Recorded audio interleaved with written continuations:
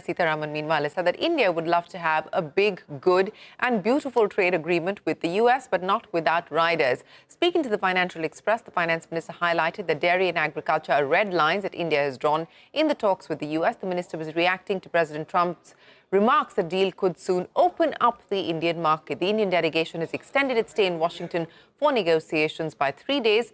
That is till today. Abhimanyu joins us now with more. Abhimanyu, so the trade negotiations continue today as well. Take us through where things stand.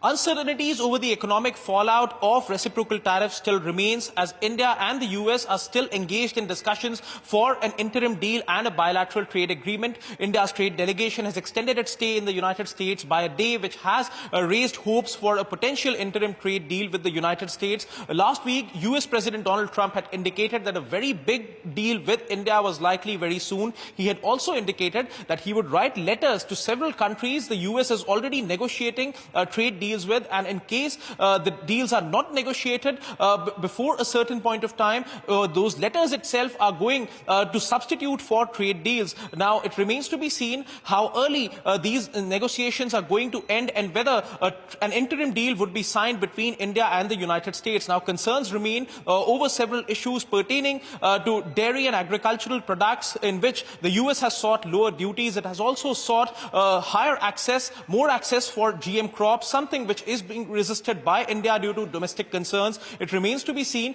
whether there is going to be an interim deal signed anytime soon, even as Indian negotiators till now have made it clear, as per government sources, that any deal which would be signed should be a win-win situation and should not be signed out of desperation.